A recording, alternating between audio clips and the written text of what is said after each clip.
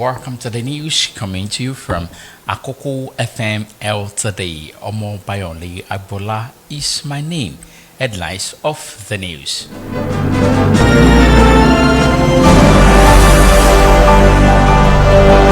NLC kicks against alleged arrest of Osun LG workers, threatens labor action. Killings, Nigerians come as terrorists issue fresh threats. UK-based Nigerian stabbed to death, 2 suspects arrested. Ondo man arrested over allegation of defiling sister's minor.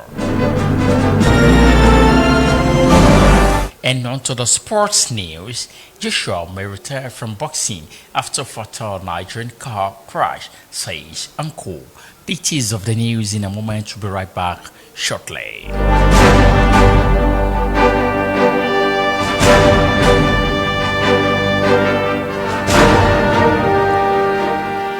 And thank you for staying with us. The news in full. The Nigeria Labour Congress NLC in Osun State has condemned the alleged arrest of local government workers in the state, demanding an immediate halt to what it's described as harassment of its members. The state NLC chairman Christopher Arapasoko raised the alarm on Monday after reports emerged that between 2 and 3 local government staff were arrested at council secretariats in Boluwadru local government area, Otan, Ayegbachu and Egbedore local government area. The arrest allegedly occurred shortly after workers resumed duty following nearly 11 months of industrial action, while the State Police Command neither confirmed nor denied the arrests. Sources within the All Progressives Congress (APC) claimed the workers were apprehended while attempting to remove official documents from the secretariats. Videos and photographs showing some workers kneeling beside the documents circulated widely on social media.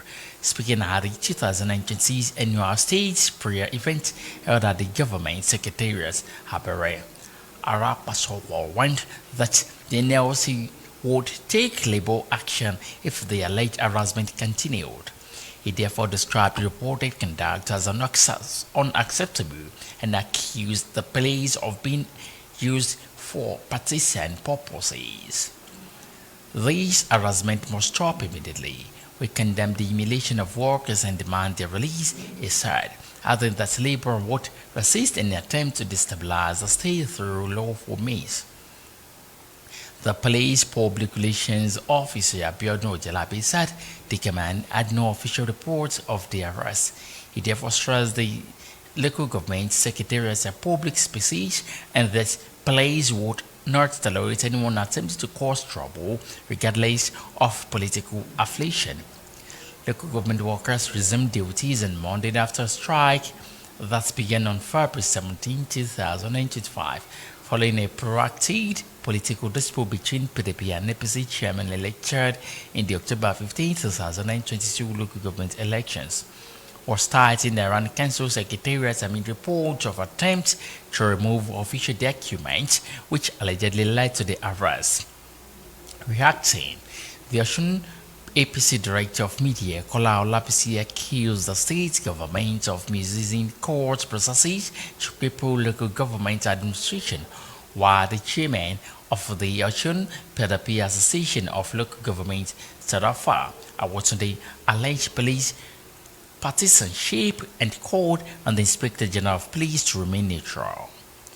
Ojalabi, however, dismissed the allegations, insisting that police operatives were deployed solely to maintain peace and order. Meanwhile, the chairman of Osun APC, Algan Samuel, condemned the workers for a peaceful resumption, commended workers for a peaceful resumption of duties, saying there were no reported conflicts in most councils.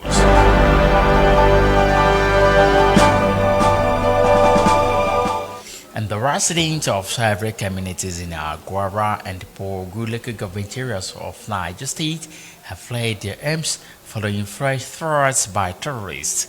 This after a deadly attack that left more than 40 people dead. Villagers said panic spread across border communities linking Aguara, Borgo, and parts of Kebbi State after the assassinates allegedly warned of renewed attacks. They also claimed that soldiers deployed to the area after the incident withdrew shortly after arrival, leaving communities without visible security presence. Communities affected include Kwana, the last village of Aguara local government area, and Tunkan Salama near Papiri in Bogu local government area. Residents said they've received credible intelligence indicating that the attackers were planning to strike again. Saturday's attack occurred at Kasuanda, a border village between Aguara and Bogu local government areas known for its weekly market. The assassinate reportedly tied the ends of their victims, killed 42 men, and set houses and market stores ablaze. A resident who spoke anonymously appealed to the federal and Niger state government to urgently deploy a strong military force to prevent further bloodshed and displacement. He said the terrorists were operating from hideouts within Kenji Game Reserve and needed to be decisively confronted. Confirming the situation, the Director of Communications of the Catholic Diocese of Katangura, Reverend Francis Matthew Kabirat, said parishioners and priests were relocating due to fear of fresh attacks. He lamented the absence of security personnel in the area, describing the situation as dire. Kabir recounted that on December 20, 2025, heavily aimed terrorists riding about 30 motorcycles stamped several communities, killing residents, abducting women and children, and setting homes ablaze. He said the attacks occurred across Christian and Muslim communities, and according to him, the attackers moved through villages in Bogu and parts of Kebbi State, killing at least 7 additional people and destroying houses, great stores, a police outpost, and a Catholic missionary school. He added that church property was vandalized and valuables, including motorcycles and mobile phones, were stolen. And other residents, Abubakar said communities such as Papiri, Kwan, and Tunga Salama were living in constant fear. He noted that school children recently released from captivity had been re-traumatized as families hid in the bush to avoid attacks. Many residents, he said, were abandoning their homes and livelihoods. Efforts to reach the Niger State Police Public Relations Officer Wasiu Abiodun were unsuccessful. However, the Commissioner of Information, Obed Nana, confirmed the attacks and all residents remain clean. He said the state government was collaborating with the federal government and security agencies to prevent further violence.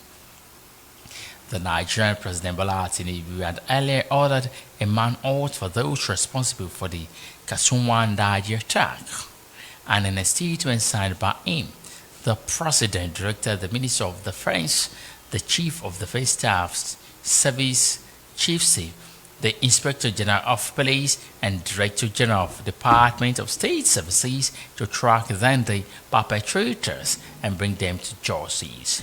Meanwhile, Senator Natasha Posu Dragan, representing Kogi Central, condemned the killings, describing them as a grim reminder of Nigeria's worsening security situation.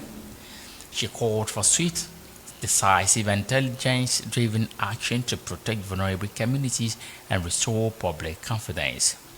Over 40 people were killed and several others abducted during the attacks, according to police confirmation, with security personnel reportedly deployed to rescue the abducted victims.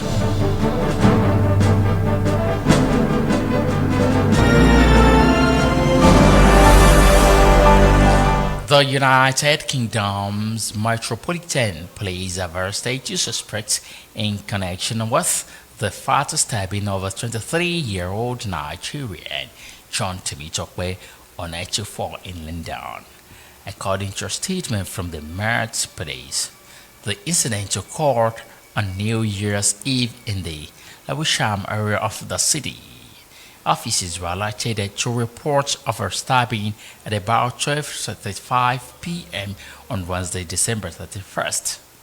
Emergency respondents, including the London Ambulance Service and London's Air Ambulance, arrived at the scene on Grove Street, Lewisham, where Onaitifo was found with a stab wound to the chest.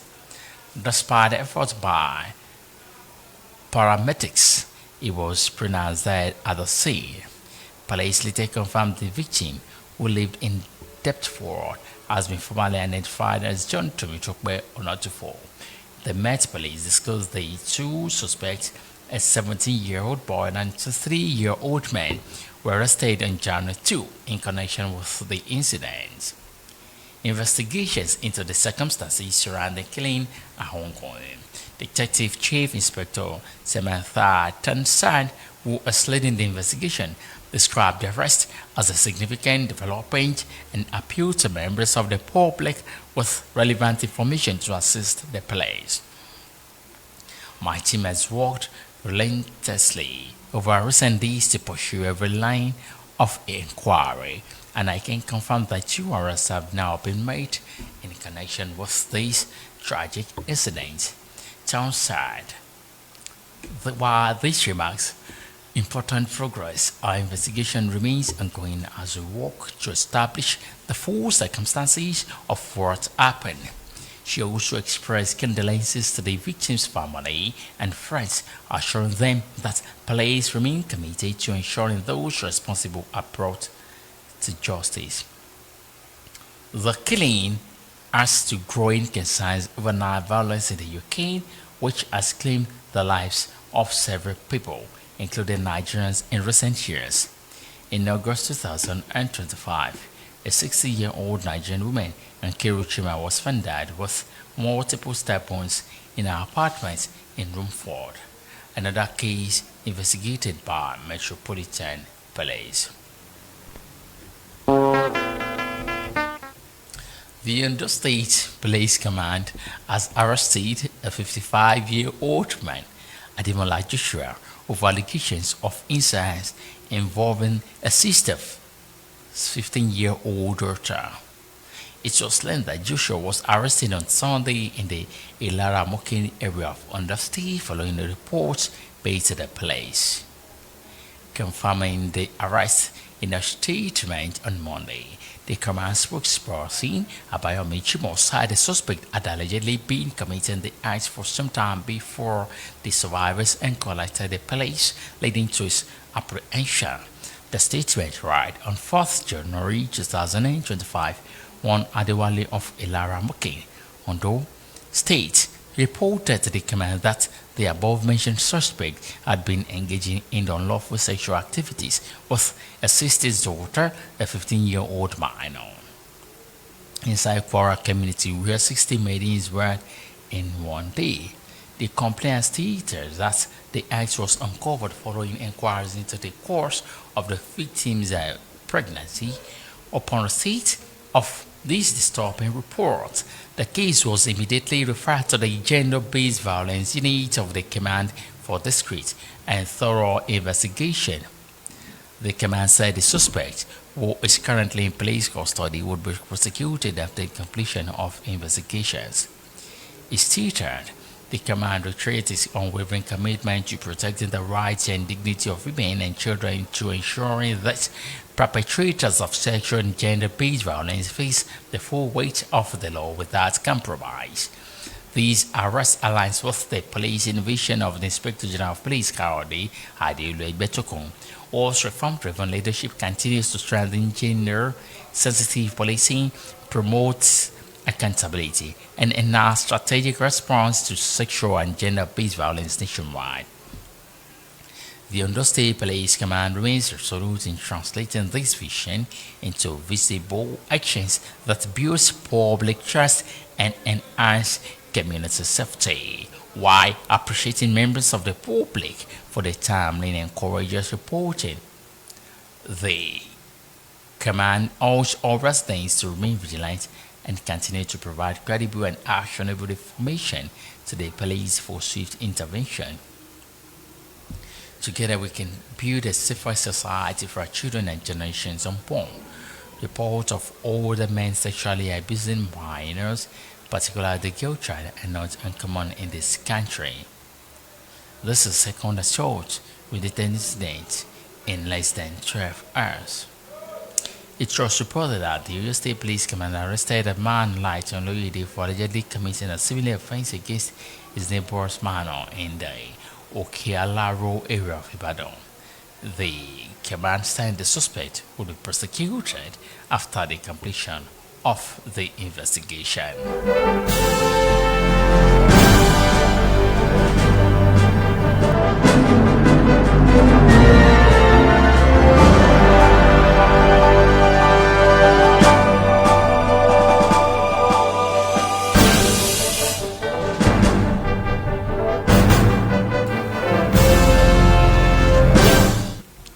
The Ondo State Police Command has arrested a 55-year-old man, Ademola Joshua, over allegations of incest involving a 15-year-old daughter. It was claimed that Joshua was arrested on Sunday in the Lara Mokin area of Ondo State following reports made to the police. Confirming the arrest in a statement on Monday, the command spokesperson, Abayomi Chimo, said the suspect had allegedly been committing the act for some time before the survivor's inquiry alerted the police, leading to his apprehension. The statement read on 4th January 2025, one Adewale of Ilara Mokin, Ondo State, reported to the command that the above-mentioned suspect had been engaging in unlawful sexual activities with his sister's daughter, a 15-year-old minor. Inside Kwara community, where 60 maidens were in one day, the complaint said that the act was uncovered following inquiries into the cause of the victim's pregnancy. Upon receipt of this disturbing report, the case was immediately referred to the Gender-Based Violence Unit of the Command for District and thorough investigation. The command said the suspect, who is currently in police custody, would be prosecuted after the completion of investigations. It stated the command reiterates its unwavering commitment to protecting the rights and dignity of women and children, to ensuring that perpetrators of sexual and gender-based violence face the full wrath of the law without compromise. This arrest aligns with the policing vision of the Inspector General of Police, Kayode Egbetokun, whose reform-driven leadership continues to strengthen gender-sensitive policing, promote accountability, and enhance strategic response to sexual and gender-based violence nationwide. The Ondo State Police Command remains resolute in translating this vision into visible actions that build public trust and enhance community safety, while appreciating members of the public for their timely and courageous reporting. The command also urges them to remain vigilant and continue to provide credible and actionable information to the police for swift intervention. Together, we can build a safer society for our children and generations unborn. Reports of older men sexually abusing minors, particularly the girl, are not uncommon in the country. It was reported that the Oyo State Police Command arrested a man Olaitonoide for allegedly committing a similar offense against his neighbors minors in the Okealaro area of Ibadan. The command said the suspect would be prosecuted after the completion of the investigation.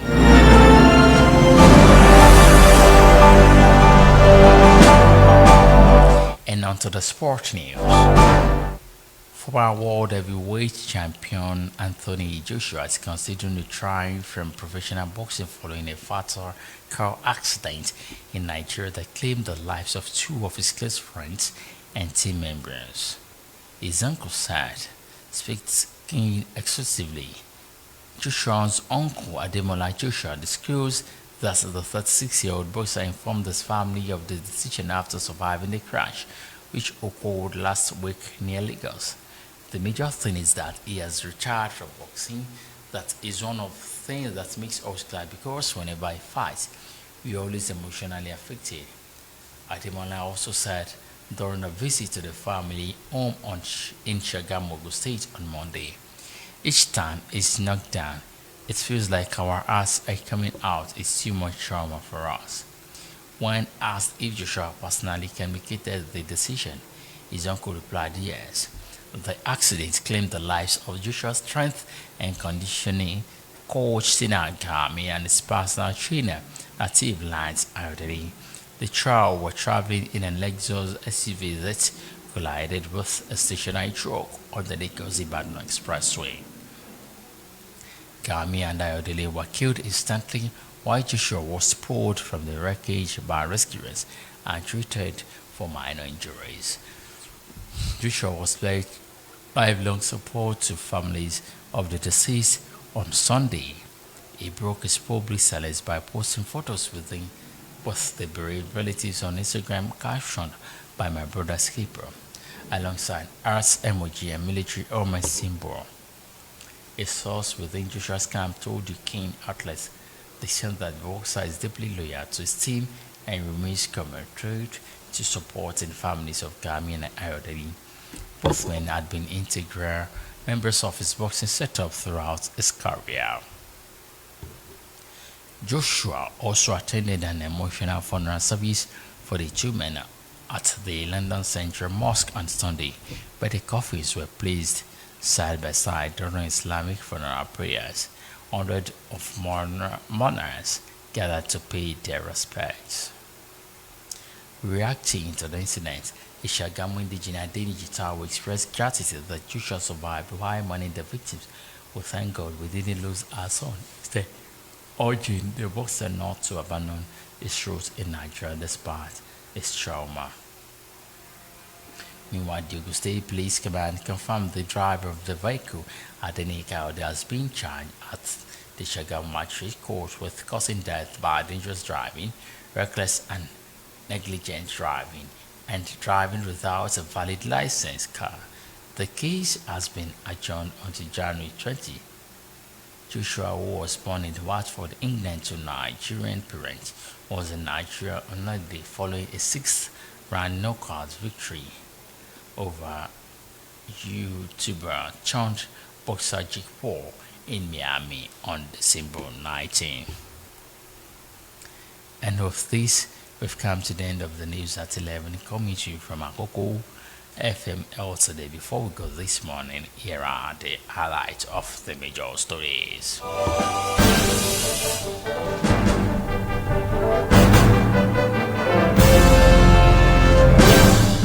And also kicks against alleged arrest of Ocean LG workers, threatens labor action. Kelly's Niger all scam as terrorists issue fresh threats. UK-based Nigerian stabbed to death, two suspects arrested. Ondo man arrested over allegation of the filing sister's minor.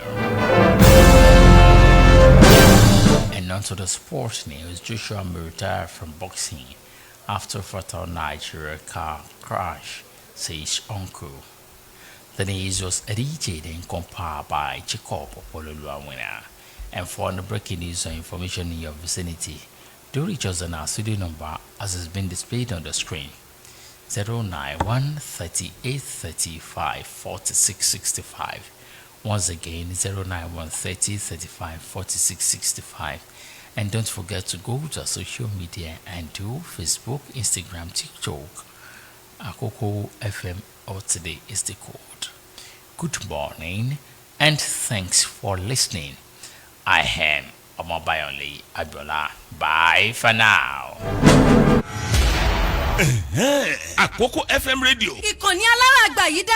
Àkókò FM rédíò. Ìkànnì tó ta wọ́n yọ. Àkókò FM rédíò. Ọ̀kàláwà. Bẹ́ẹ̀ni, kò sígi tó lè rùn kó borí ifọ̀ nígbó, kò sí kòkòrò tó lè rùn bí ìkàmùdù. Àkókò FM rédíò. Egun tí ó ṣe bí eyín, ó sọ wọ́n lágbárí. Ìkànnì kan ṣoṣo bí ẹgbàágbèje ìkànnì rédíò. Níbi kásẹ̀tù kó mọ́gbọ́n wá. Ìròyìn tí ò lábùlà. Bákan náà ká gbé àṣà àti ìṣe Yorùbá lárugẹ. Ṣíṣe àpọ́nlé àwọn orí adé tó ń tọrùn lẹ̀kẹ̀. Kábàánì pákéjì event kọ́dùn mọ̀ràn ìyùngbà tòmí alàgbàgbà. Àkókò FM rédíò. Àwa lọ̀gá, àwa gangan làgbà. Ó yá gbogbo onílé iṣẹ́ ńláńlá, olókoòwò kéékèèké, oníṣẹ́ ọwọ́, oníṣẹ́ àdáni, ilé iṣẹ́ ìjọba, ẹ̀yin tẹ́ ẹ fẹ́ ṣègbéyàwó, tẹ́ ẹ fẹ́ ṣe ayẹyẹ òkú àgbà, ìṣílé, ìkíníkù ọdún, anniversary, tẹ́ ẹ wá ń wá ìkànnì tẹ́ ó ti polongo ọjà yín tí ó fi kárí àgbáyé. Àkókò FM rédíò níbẹ̀ ni kẹ́ ẹ máa bọ̀. Lóòótọ́ àkókò lónílẹ̀ òbí. Àkókò FM rédíò bàbá rédíò. Ẹ máa follow àwọn pages wa lórí Instagram, YouTube, TikTok, Facebook àtàwọn social media handles wa tó kù. Ẹ lè kó wá sórí 09138354665 09138354655. Àkókò FM rédíò